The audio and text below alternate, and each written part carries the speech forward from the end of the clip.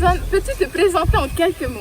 Du coup, moi c'est Jason, je suis militant écologiste à temps plein. C'est-à-dire que après mes études que j'ai à peu près laissé tomber, j'ai décidé de dédier mon temps et ma vie entière presque, parce qu'il y aura du travail, à protéger le vivant, parce que punaise, il y a beaucoup de trucs à protéger. En 2019, tu as fait le tour de Tahiti en brouette. Pour quelle raison? Alors, c'était mon deuxième tour de Tahiti à pied. Le premier, j'avais fait sans brouette. Le deuxième, c'était un peu pour les mêmes raisons que le premier en partie. En fait, on organisait 2 semaines après la deuxième grande marche pour le climat qui a été faite sur le territoire. Et l'idée, c'était de faire ce qu'on appelle un coup médiatique. Donc, chez vous, on appelle ça un buzz. Du coup, il faut faire un truc un peu fou. Donc, on s'est dit, on va faire le tour de Tahiti à pied en 3 jours. Et il y a eu cette idée de la brouette parce qu'on voulait aussi mettre en avant le FAPU, l'autonomie alimentaire, l'abondance de notre fénois. Du coup, l'idée, c'était de ramasser des fruits et des légumes tout autour de Tahiti, de les ramener.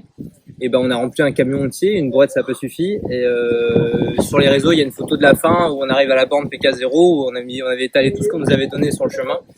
Et du coup, ça a mis en évidence que il y en a comme des gens qui plantent, ils ont conscience que c'est important, que sur notre fénois, il y a tout ce qu'il faut. Là, ce mois-ci aussi, on en parlera peut-être plus tard, mais j'ai fait un challenge où j'ai que des produits locaux et l'idée, c'était de redonner confiance et montrer cette abondance-là. Et faire du bruit, parce que les médias ils aiment bien quand les gens font des trucs un peu qui se font violence quoi. Du coup c'était un peu le cas, c'était long et du coup pareil ça a attiré beaucoup de monde pour la marche pour le climat et ça a plus ou moins été efficace si on regarde le nombre de gens qui étaient là. Combien de temps faut-il pour faire le tour de Tahiti? Alors, le premier, je crois qu'on l'a fait en 3 jours et demi. 3 jours et demi. Du coup on a dormi chez des copains à chaque fois.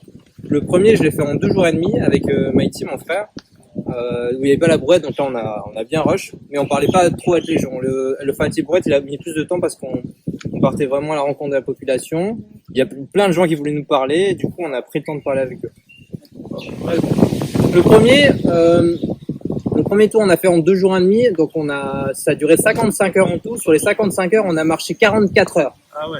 Le premier jour, on a quitté Papeete à 5 heures du matin. On est arrivé ici à Travo, il était 23 heures. On a marché 18 heures. Donc, c'était dur. Le lendemain, on a dû dormir 5 heures. On a rebelote, on a marché jusqu'à 1 heure du matin. On est arrivé à la borne PK 14, le 100e kilomètre. Et le troisième jour, on a terminé. Donc là, c'était vraiment chaud.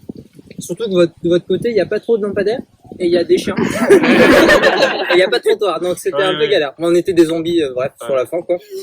Et les autres fois, vu qu'on a pris plus de temps, ça a été un peu plus simple, quoi. Ce n'était pas trop fatigant? À quoi tu carburais pour faire le tour de Tahiti? Je sais pas si on en parle plus tard, mais je suis végétarien, tendance vegan. Donc, en termes de nourriture, j'ai mangé quasiment que des fruits. Vu qu'on dépense beaucoup je vais pas faire un cours de nutrition, mais les fruits c'est parfait pour ce genre d'épreuve-là. Et après, beaucoup dans la tête, c'est beaucoup les encouragements des gens parce que, en vrai, j'ai la déterre tout seul parce que je sais pourquoi je fais ça, que c'est important. Et quand c'est important et on me demande souvent vraiment pourquoi je fais ça, la réponse peut être très simple, c'est que je protège des gens que j'aime, c'est-à-dire la nature, les enfants d'après, tout ça. Donc, quand on fait ça pour ça, que ça a du sens, franchement, ça va tout seul, quoi. Et après, quand même, il y a eu beaucoup d'encouragement des gens qui étaient derrière nous. Ils nous accompagnaient pas forcément, mais ils étaient beaucoup derrière, et ça fait trop plaisir. Trop plaisir. Tu fais partie du mouvement Extinction Rébellion. Quel est son but? Ok, alors, Extinction Rébellion.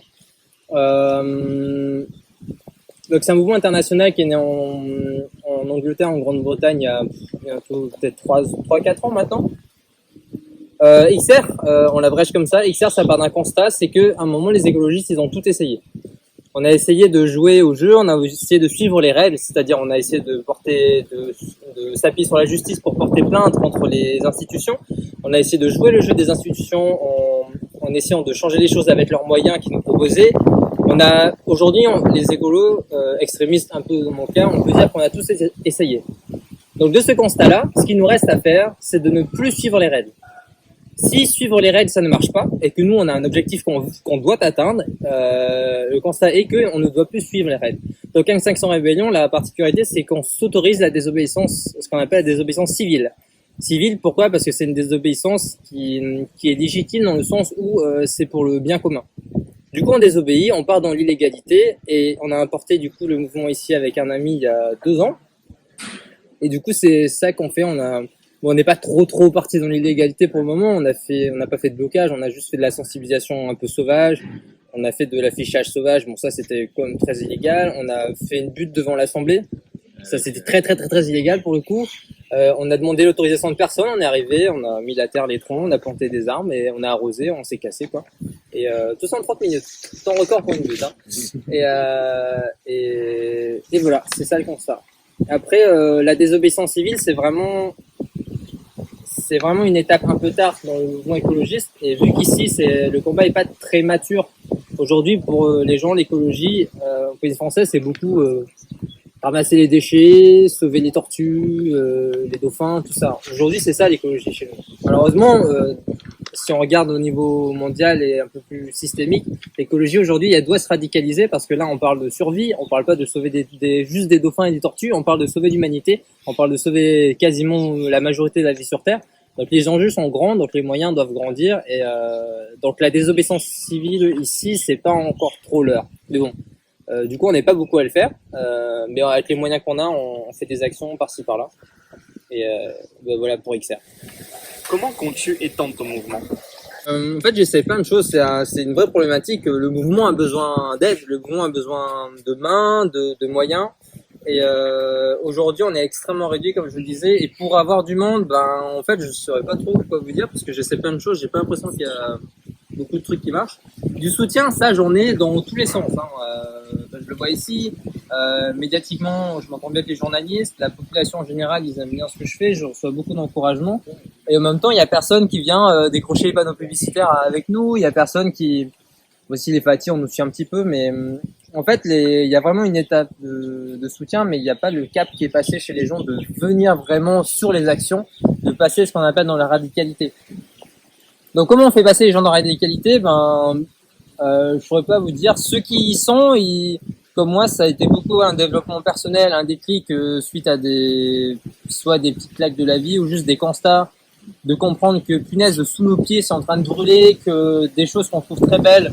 Souvent, c'est des amoureux de la nature qui voient les choses s'effondrer sous leurs yeux et du coup, là, ils se mettent à réagir. Donc, ce que j'essaie de faire, je vois beaucoup d'écoles pour des associations, je sensibilise dans tous les sens. Médiatiquement, j'essaie de passer assez souvent dans les médias pour rappeler que voilà, c'est l'urgence. Donc, je pense que l'idée, c'est d'abord donner de l'information pour que les gens se rendent compte. Et ce que j'espère, c'est qu'une fois qu'ils se rendent compte, ils passent à l'action. Donc ça, c'est la théorie. En pratique, disons que c'est en cours. Te sens-tu écouté, considéré par le gouvernement à travers tes actions? Pour caricaturer, je pourrais dire que je ressens pas d'écoute sur le fait qu'il n'y a pas de temps qui est accordé vraiment à ces questions-là dans le gouvernement. En fait, toutes les marches qu'on a fait, l'idée c'est jamais d'être que dans la contestation. Il faut dénoncer, il faut s'indigner et en même temps, il faut proposer des choses. Ce que nous on a essayé de faire, le dernier Fatih, on l'a fait à l'occasion des communales. Donc là, on a clairement fait de la politique. On a préparé des propositions. Le document, il faisait 38 pages. Donc on a bien bossé. Par rapport à toutes les compétences des communes, on leur a montré quels étaient leurs leviers pour rendre leur commune plus écologique, avec des exemples de communes qui l'ont fait en Europe et en Amérique. C'est-à-dire on a vraiment fait un beau travail. On allait la déposer dans toutes les mairies de Tahiti et Moorea. Du coup, on est allé chez eux à pied, chacune, on les a enchaînés.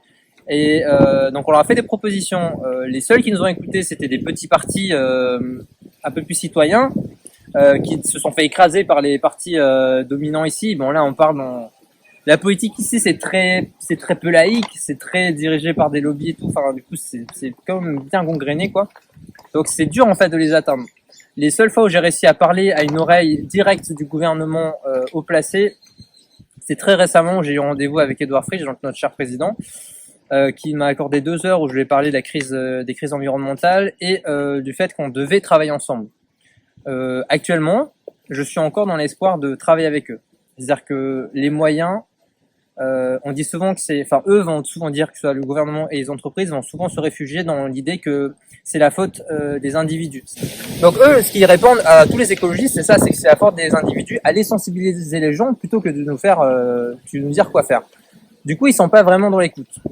Après, c'est voué à progresser, c'est ce que j'espère, parce que si on doit mener la transition sans le gouvernement, on se passe de moyens colossaux parce qu'ils ont de l'argent. Hein, et si vous dites qu'on n'a pas de sous, c'est faux, c'est juste on met l'argent au mauvais endroit.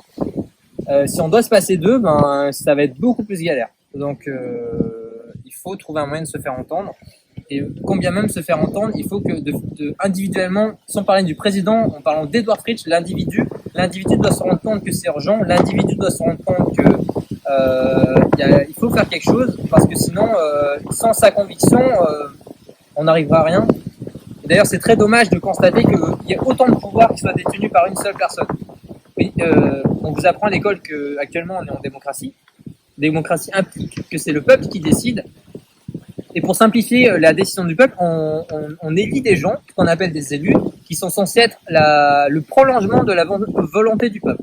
Aujourd'hui, le peuple peut manifester pour dire ça on n'est pas d'accord, ça on est d'accord. Regardez, ça change rien. Il y a eu quoi, l'histoire du projet Aquacol de Hors, où la majorité de la Polynésie est contre, et la roue du Sud, où la majorité de la Polynésie est contre. La pelouse en plastique au fond de mer, on a fait des pétitions, la majorité du pays et de la population est contre, ça se fait quand même.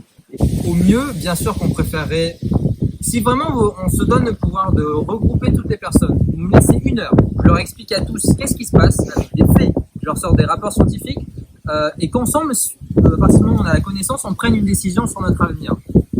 Ça, c'est mon rêve. Si on pouvait décider ensemble, j'ai confiance en l'humain, et particulièrement dans le peuple polynésien, si on devait décider ensemble, on y arriverait. Aujourd'hui, c'est pas accessible de réunir les gens, de leur faire décider, mais au mieux, oui. C'est pour ça qu'on doit passer par des moyens de contourner un peu tout ça et de se faire entendre autrement. L'illégalité, ça nous permet de faire de l'affichage sauvage, ça nous permet d'accéder à des canaux de communication dont on n'a pas accès normalement. Donc ça permet de passer cette information. Mais au mieux, si on pouvait faire ce qu'on appelle un agora ou une grande convention citoyenne, c'est carrément. Il y a eu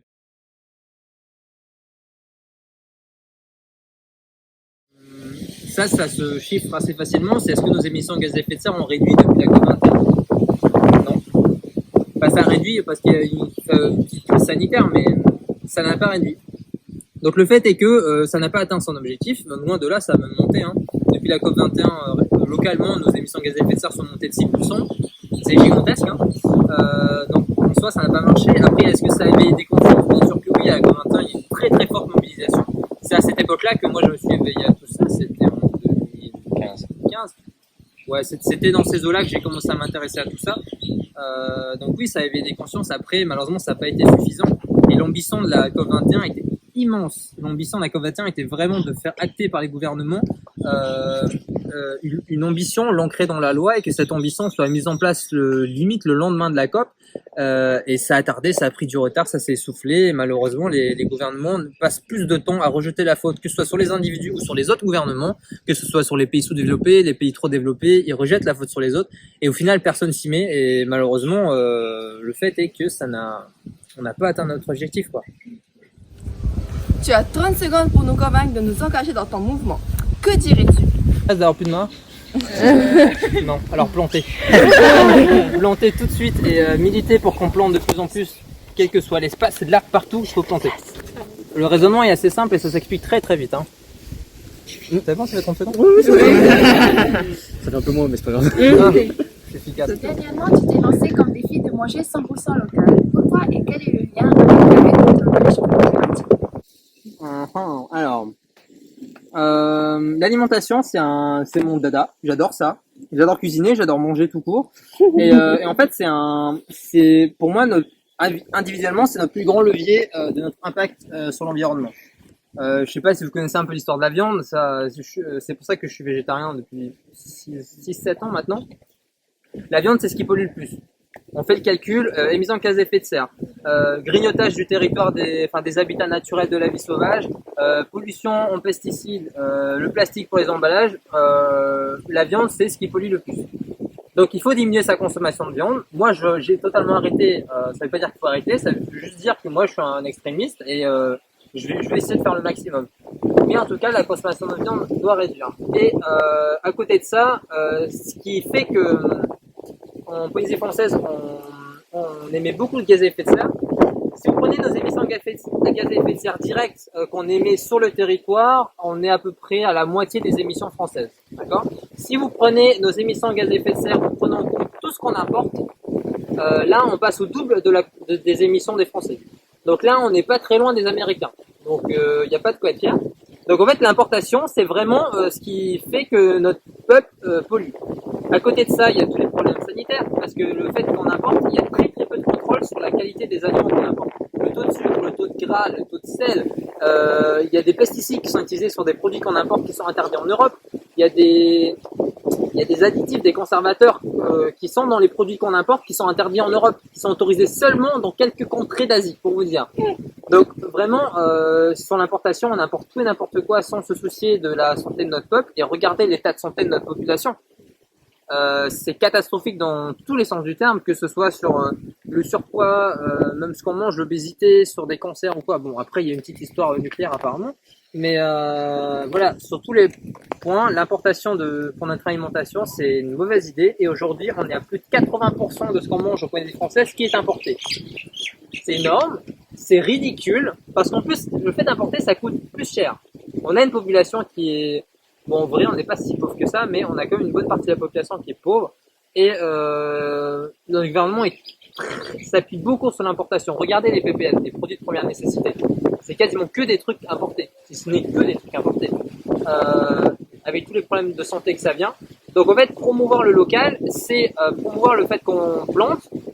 Alors le fait de planter, ça ramène de la végétation, donc ça travaille notre autonomie alimentaire, ça travaille la fertilité de notre sol, ça régénère nos écosystèmes, donc c'est bien dans tous les sens du terme, ça nous nourrit, du coup on importe moins, donc ça nous fait moins d'émissions de gaz à effet de serre, ça nous fait moins participer à toute la pollution que génère tout ce qu'on achète. Dans tous les sens du terme, en tout cas c'est un très très grand levier qu'on a pour réduire notre impact sur l'environnement, de manger moins ce qu'il y a d'ailleurs. Et du coup manger local. Du coup moi je prends beaucoup cette position d'extrême pour montrer que c'est possible, parce que je dis que si moi j'y arrive en 100% local pendant un mois, tout le monde peut y arriver au moins 50-60% tous les jours, normalement en théorie. Donc c'était ça l'idée, montrer que c'était possible, et aussi faire un peu le côté très amusant dans l'alimentation que j'aime beaucoup dans la cuisine, c'est vraiment tout ce qui est recherche et développement, et de développer en fait notre art culinaire et notre cuisine des produits locaux. Parce que si je vous mets sur la table quasiment tous les produits qu'on peut trouver sur le territoire, les gens qu'est-ce qu'ils vont faire avec? Ils vont faire on peut même pas faire de pot, il faut de l'amidon, enfin moins de faire de l'amidon avec notre manioc et nous, mais ils vont faire du matati. Ils sauront rien faire d'autre avec nos produits. Moi, à force d'expérimenter avec plein d'amis, on s'amuse à ça. On peut faire des burgers, on peut faire des pains, on peut faire de la street food avec nos produits locaux. Ça marche très très bien. Mais ça, il faut le développer. Et du coup, il y a aussi ça qui est très amusant en mode laboratoire, expérience culinaire, quoi. Et voilà. Du coup, je communique à fond sur le réseau là-dessus, en espérant que les gens s'y mettent. Et les gens sont assez enthousiastes là-dessus, donc c'est assez positif. Quelles sont les difficultés rencontrées pour manger 100% local? Bon, l'approvisionnement, non, vu que pour un individu, c'est vraiment pas compliqué. Pour le coup, je vous avoue, je roule pas du tout sur l'or. Je vis très très simplement, et du coup, il y a peut-être ça qui fait que c'était un peu difficile. Mais vraiment, la grande difficulté, c'était on va dire deux choses. La première, c'était de ne pas manger le reste. Moi, je suis un grand fan de cuisine méditerranéenne, tout ce qui est d'olive, tout ça, voilà, les pois chiches aussi, tout ce qui est oriental, j'aime beaucoup. Donc, s'il y avait une difficulté, encore que c'était pas si difficile que ça, mais ce serait de se passer de ça. Pareil, du coup, j'avais pas de sucre direct. Mon sucre, c'était que des fruits. Et le sucre, c'est sacrément addictif. Comme beaucoup de gens, je suis un peu là-dedans. Donc ça, pareil, c'était peut-être un peu compliqué de se passer de ça. Et le deuxième truc qui était plus lourd que ce que je pensais, c'était de partager, en fait. De prendre mon repas en photo, matin, midi, soir. C'était relou. C'était relou. Je cuisinais le temps que je prenne une photo, que je fasse mon post, j'expliquais la recette et tout. Il était froid, quoi. J'avais plus faim. Enfin, c'était un peu lourd. Donc il y a peut-être ça dont je pourrais me plaindre, mais sinon vraiment c'était pas si compliqué que ça. Sachant qu'en vrai, de base, je mange déjà beaucoup local, peut-être plus de 60%, donc c'était pas une très très si grande transition, quoi. Je te lance un défi. Cite-nous 5 fruits, produits ou légumes locaux en 20 secondes et propose-nous une recette à réaliser avec. Moi j'adore les petits déj. Ça c'est trop mon truc, les petits déj. Et il y a deux trucs que j'ai testés. Alors le matin, je veux pas vous faire un cours de nutrition encore une fois, mais le matin c'est mieux de manger des choses qui se digèrent rapidement parce que notre corps il n'est pas hyper bien réveillé, blablabla. Du coup moi j'aime bien faire des smoothies le matin, mais moi j'aime pas trop l'idée du smoothie très healthy et tout, où c'est un petit verre de machin, tu bois ça, t'as faim 30 secondes après. Moi j'aime pas trop ce concept-là. Moi j'aime faire des smoothies hyper consistants, il y a vraiment plein de choses à manger dedans. Et pour rendre ça consistant, je mets des feuilles. Donc en fait c'est un mélange de feuilles et de fruits.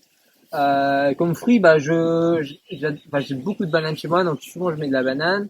Comme feuille, je mets du choucanac, je sais pas si vous connaissez. Ça, c'est quelque chose qui vient de Calédonie, mais en vrai, en Polynésie, on l'a depuis longtemps. Mais à l'époque, on s'en servait pour nourrir le bétail, les cochons et tout. Mais en vrai, c'est hyper bon. C'est comme du fafa, des épinards, mais en plus épais. Et c'est blindé de nutriments, ce machin. Donc, je mets genre 2-3 grandes feuilles de choucanac. C'est grand comme ça, une feuille. Hein.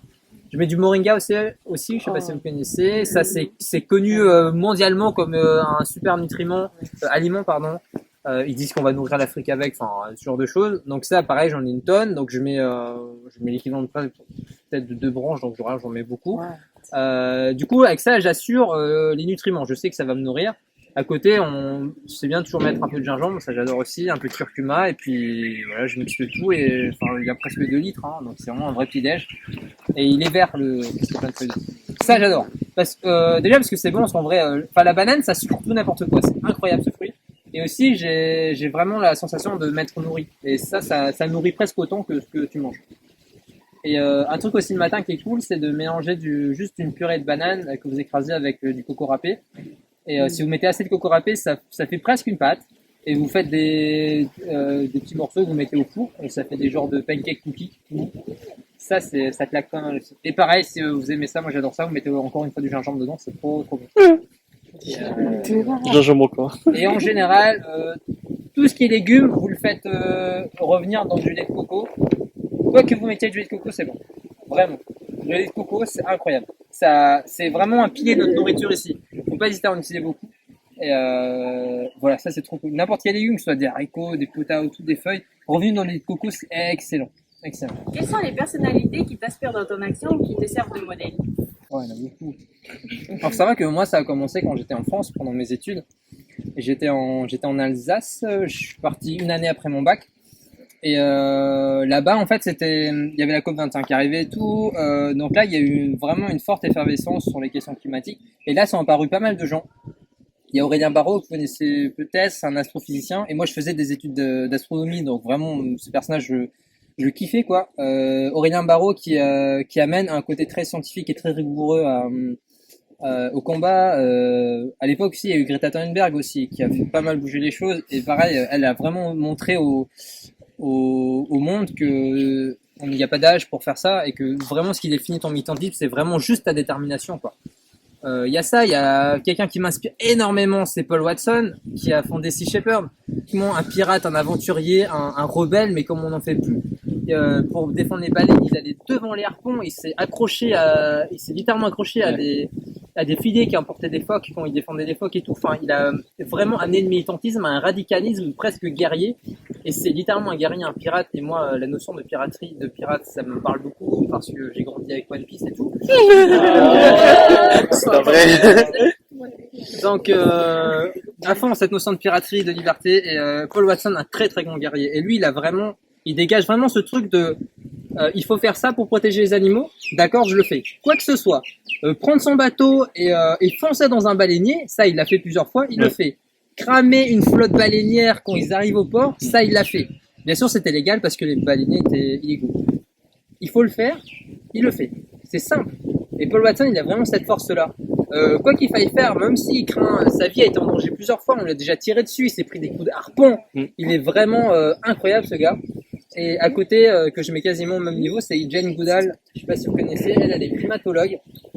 Elle a beaucoup travaillé dans l'éthologie et elle a beaucoup amené une idée qui est plus trop nouvelle aujourd'hui qu'on appelle l'antispécisme. Et l'antispécisme, en fait, c'est juste l'idée qu'on est au même niveau que les autres espèces animales et que on n'a pas à se considérer suprême, on n'a pas à se considérer au-dessus et qu'en tout cas, on ne doit pas faire primer la vie humaine sur toute la vie sauvage. En gros, c'est ça l'idée. Et à côté de ça, il y a le véganisme qui vient avec. Elle est une très grande défenseuse, anti-élevage et tout. Et du coup, elle a vraiment amené cette douceur dans ce combat-là et cette notion presque philosophique de rapport avec les animaux. Et elle s'est principalement fait connaître parce qu'elle justement était primatologue et elle a établi le contact avec des populations entières de gorilles dans les forêts. Et c'était la première à faire ça. Il y a une époque, pour étudier les singes et tout, qu'est-ce qu'on faisait? On prenait les singes, on les mettait dans des cages, on les électrocutait, on leur mettait à manger et on voyait on faisait des stimuli et on voyait leurs réactions. Et Jane Goodall a eu la jugeote, et aujourd'hui c'est évident, mais la jugeote de se dire, si on veut étudier les gorilles, vraiment leur vrai comportement, il vaut mieux aller dans la forêt. Leur comportement des gorilles, quand vous leur mettez dans une boîte en verre et que vous leur donnez à manger et vous regardez comment ils mangent, c'est pas leur comportement naturel. Donc à l'époque, vraiment aujourd'hui c'est débile quoi. Hein. Mais elle a vraiment amené ça et elle a révolutionné l'expérimentation, on va dire, sur les animaux, notre rapport à eux. Donc elle a vraiment fait un grand pas là-dessus. Donc merci pour elle pour tout ça. Et voilà, à côté il y a Pablo Servigne aussi, je sais pas si vous connaissez, il a amené la notion d'effondrement. C'est lui qui a fait comprendre aux gens, écoutez, là c'est une question de survie, on parle plus d'écologie, de sauver notre peau, de ramasser des déchets, on parle de survie. Lui il a amené ça, il a fait des études, c'est un scientifique là-dessus, et il a inventé la notion de collapsologie. Donc tout collapse, c'est effondrement, ça s'effondrer en anglais. Donc la collapsologie c'est l'étude de l'effondrement. Donc c'est l'étude de l'évolution de notre système dans notre cadre de crise environnementale. Donc ça c'est passionnant, il nous a appris plein de choses. C'est grâce à lui qu'on sait à peu près comment vont tourner les choses et comment on peut réagir. Et à côté il y a Jean Covici aussi qui fait un travail formidable, tout ça. Arthur Keller aussi, waouh, incroyable. Plein de gens. Et localement, si vous voulez, il y en a aussi des locaux. Il y a Henri Hérault que on voit en cours d'histoire, qui était l'un des premiers militants écologistes du pays. Il a été l'un des premiers présidents de la première association environnementale ici, et il a fait un travail incroyable de contestation pour le nucléaire à l'époque. Et lui, il défendait pas le nucléaire pour des questions de santé ou quoi, c'était vraiment centré sur le fait qu'on dénaturait notre environnement et tout. Il était aussi très très vigilant sur le colonialisme. Parce qu'à l'époque c'était un peu tabou, on disait ouais mais non ils nous colonisent pas vraiment là en vrai. Bon oui carrément, écoutez l'Église a détruit une grande partie de notre culture, enfin voilà on se faisait coloniser et lui il a été l'un des premiers à dire ça et il a vraiment amené ça, il a créé des poèmes sur le sujet qui sont incroyablement beaux et voilà Henri Hérault très très grande inspiration. Peux-tu pouvoir adapter ta profession ou tes études à ta lutte contre le réchauffement climatique? Bon du coup mes études, j'ai fait un bac scientifique. Ensuite, j'ai fait une première année de physique-chimie à l'Université de Polynésie française ici. Ensuite, je suis parti en France. J'ai fait de la physique, sciences de l'ingénieur, orientée astronomie pendant 2 ans environ. Et c'est là que ça a commencé un peu à me retourner le cerveau, ces histoires-là. Du coup, je me suis réorienté vers de l'ingénierie environnementale dans le but de faire ce qu'on appelle du biomimétisme, c'est-à-dire de s'inspirer de la nature pour créer des technologies, des modes de système et tout. Donc ça me passionnait vraiment, la nature est tellement bien faite et c'est des millions d'années d'essais-erreurs, du coup ils sont hyper optimisés sur leurs fonctions propres, chaque organisme, donc c'est hyper inspirant de regarder ça, du coup je voulais faire ça, mais à cette époque-là, je me posais la question, est-ce que je finis mes études et après j'agis, ou est-ce que j'agis maintenant? Donc la question c'était, est-ce que avec mes compétences actuelles, j'ai de quoi militer efficacement? Donc vous voyez que ma réponse a été j'ai claqué mes études, de toute façon j'en avais marre. Aller en amphi, passer des heures à écouter un truc et dans ma tête tout est en train de s'effondrer. Et je suis vraiment très sensible à la cause animale et il y a vraiment c'est horrible, hein, on fait des cauchemars, mais moi j'avais en tout cas vraiment un compteur dans la tête. Pendant que je faisais rien, que je faisais mes études, vraiment il y a des animaux, 300 000 par seconde on en abat pour l'élevage et pour se nourrir, 300 000 par seconde. Donc ça tourne, 300 000, là on monte très vite au million là pendant que je parle. Je finis cette phrase, il y a 1 million d'animaux qui ont été tués. Pour pas grand chose, bref. Du coup ça me rangeait, donc j'ai appelé mes parents, je leur ai dit ok je rentre. Ils ont dit non, c'est pas grave, je rentrais quand même. Et bon, du coup j'ai à peu près dû payer mon billet, c'était cher mais bon je suis rentré quand même. Et depuis j'ai arrêté entre guillemets mes études, mais je me suis formé à beaucoup de choses. Je me suis formé à la permaculture, l'agroécologie, je me suis formé à l'éco-construction, je me suis formé à ce qu'on appelle quelque chose qui me passionne, c'est la communication non violente, ce qu'on appelle la CNV. Donc c'est juste comment est-ce qu'on optimise la communication entre les individus pour arriver à des objectifs communs. En gros c'est ça. Je suis formé à ça, donc, et là constamment je me forme toujours plus au FAAPU, donc ça part sur de la botanique. De la zoologie aussi que j'étudie un petit peu par-ci par-là, qui c'est incroyablement stylé tout ça. Et voilà pour mes études. C'était quoi le truc? Donc en fait, À t'as... mon taf.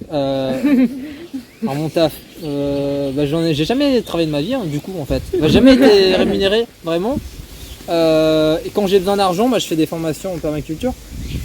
Sachant qu'il y a une forte demande, je fais venir les gens dans mon fapou, je leur explique 2-3 trucs, on fait à manger ensemble, je leur explique comment on cuisine local et voilà quoi, ils me donnent des sous. Donc, tout le monde est Si content. tu devais aller sur une île déserte, quelles seraient les 3 choses que tu emporterais avec toi? Intéressant. Je prendrais de quoi écrire. Je prendrais un couteau. Et s'il y a une rivière sur l'île déserte, tu en as une ou pas? Oui. Ouais. Juste ça, j'ai de quoi survivre. De quoi écrire et un couteau. Normalement, ça me suffit. Et du coup, peut-être des livres. Un livre. Si tu as 2 phrases à dire au secrétaire général de l'ONU, que serait-elle? Télès, j'adore ce gars. Il a été hyper percutant. Il est hyper percutant l'ONU. Il lance des punchlines de fou. 2 phrases. Vraiment, c'est très important. Je le remercierai pour tout ce qu'il fait. Parce que c'est très compliqué de faire bouger l'ONU. Quand bien même on est secrétaire général, on le voit bien, c'est galère. Donc je le remercie pour ce qu'il fait parce qu'il se donne vraiment à fond. Il a vraiment compris ce qu'il faut faire. L'urgence et la radicalité est dans son discours, donc c'est top. Donc premièrement, je le remercie pour tout ce qu'il fait. Et deuxièmement, peut-être je l'encouragerai à passer encore plus dans la radicalité. Vous voyez ce qu'il a fait Nicolas Hulot quand il a démissionné du gouvernement, il a vraiment ça a créé une vague, hein. Franchement on lui doit beaucoup à Nicolas Hulot. Il a vraiment créé une vague, c'est lui qui a lancé les marches pour le climat, hein. Littéralement, sa démission a lancé les marches pour le climat. Et Guterres il pourrait faire un truc stylé comme ça au sein de l'ONU, un peu radical. Parce qu'il y a des petits députés par-ci par-là dans des mairies en France qui font des grèves de la faim, qui bloquent leur assemblée et tout pour faire bouger les choses. Bon, ça marche pas souvent, mais en tout cas, l'ambition est amenée. Donc, ouais, je l'encouragerais à passer un peu dans la radicalité et voilà, pourquoi pas lui proposer de l'aide aussi. Si tu étais président de la Polynésie française, quelles seraient tes premières mesures? Je pense que ce qui pourrait tout enclencher, c'est juste de décider ensemble. J'ai confiance en les gens. Ce qui fait que ça va mal, c'est qu'on décide pas tous ensemble. Pour moi, c'est ça. Donc, ma première mesure, ce serait de rétablir une vraie démocratie et d'organiser des réunions publiques où on décide. Déjà, on s'informe, on se base sur des faits. C'est primordial. Et après, on décide ensemble. On décide ensemble, on voit ensemble, ok, comment va notre pays? Il va comme ça. On a quoi comme ressources? On a ça. Qu'est-ce qui va se passer plus tard? Il va se passer ça. Maintenant qu'on a toutes ces infos, mes amis, on se regroupe. Où est-ce qu'on veut aller? Juste décider ça, punaise. Demandez aux gens, est-ce que vous savez où va notre pays dans les 20 prochaines années? Non, on ne sait pas. Est-ce qu'on va vers plus de tourisme? Est-ce qu'on va vers plus de femmes? On ne sait pas. Il y a des fameux schémas d'aménagement général, le fameux sage qui avait fait du bruit à l'époque. Entre nous, c'est un peu n'importe quoi. Et en gros, ils veulent plus de tourisme, ce qui est totalement vraiment incohérent et limite ridicule avec ce qui se passe aujourd'hui. Donc en fait, on ne sait pas vraiment, même le schéma d'imagination que je vous parle, aussi ridicule soit-il, il n'est même pas communiqué aux gens. Et pour moi, c'est important pour un peuple, une communauté, de savoir où est-ce qu'on va. Donc ce serait juste de définir ça, où est-ce qu'on va. Et ça nous fait une base, une référence pour tous les projets qu'on mène, se poser la question, ok, est-ce que ce projet nous amène vers où on veut aller? Si la réponse est oui, on y va. Si la réponse est non, on n'y va pas. Simple. Et sauf que ça, on ne sait pas aujourd'hui et ce serait à définir. Donc ouais, ce serait un bon premier pas. Si tu es tout puissant pendant une journée, que ferais-tu en fait? Je pense que si j'étais tout puissant, j'accorderais du temps à chaque individu. Que chacun ait le choix en fait de prendre le temps pour soi, en fait de sortir. Ce qui aide beaucoup les gens, c'est en fait je pense souvent à l'analogie d'une genre d'arène quand on commence notre vie dans notre système. Dès qu'on commence, on va à l'école, punaise, il faut se battre par des notes, il faut se battre socialement parce qu'il y a des communautés. C'est relou quoi, franchement. Après, tu sors de là, t'es à l'université, pareil, il faut se bastonner. T'arrives dans le monde du travail, il faut se bastonner.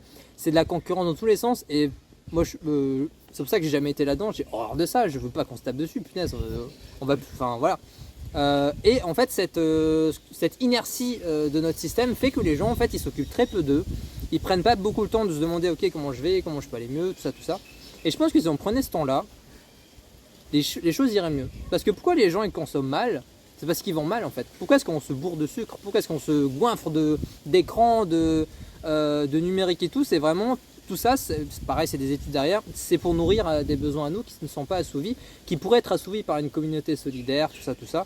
Et voilà, prendre le temps de sortir de cette inertie, de cette frénésie respirer un bon coup et se dire ok tout va bien, on n'a pas besoin de grand chose dans la vie, les choses sont simples au final, comprendre tout ça et je pense que les gens ils seraient un peu plus préoccupés par eux, leur environnement. Parce qu'ils seront moins, ce qu'on appelle la charge mentale, ils seront moins pris mentalement par survivre dans ce système impitoyable et injuste d'ailleurs. Donc il y a une bonne piste là-dessus je pense. Pourrais-tu nous citer ou chanter une chanson importante pour tes convictions? J'ai beaucoup de chansons militantes, mais c'est plus c'est pas forcément l'inspiration, c'est plus des autres. Tu vois. Il y a Trio qui a fait une chanson sur Watson, que j'adore. Il y a... Qu'est-ce qu'il y a d'autre? Il y a des chansons très chill aussi qui rejoignent un peu ce que je vous dis, de prendre du temps, des gens qui vous disent de relaxer. Il y a Montaways qui a fait, je sais pas si vous connaissez, qui a fait une chanson qui s'appelle We Love Relax, qui est pas mal stylée. Sinon, il y a Alison Birds qui a pas mal tourné ces derniers temps par Broken Back, qui parle aussi d'oiseaux. J'adore les oiseaux, je sais pas si ça se voit. J'adore les oiseaux. Et il y a aussi qui est hyper important, ça parle beaucoup de notion de liberté et tout. Et pareil, on n'a pas trop parlé de liberté, mais qu'est-ce que c'est important? Les gens sont pas libres aujourd'hui, malheureusement. Et ça pourrait débloquer plein de choses. Donc voilà, ça fait plein de petits titres comme ça. Mais il n'y en a pas une qui me saute au-dessus. Écoute cette chanson et propose une suite. Mange ton marat. Ton choucanac, ton manioc. J'en ai deux. Je vais ça pour les trucs qui riment. N'oublie pas ta langue. Il y a quoi après dans la C'est le Réoma, oui. Ah, ouais, bah, le Maui. J'ai rien d'autre à dire. Habille-toi local. Utilise le Niao. Tadama ohi. Mange ton marat. N'oublie pas ta langue. Habille-toi local. Tadama ohi.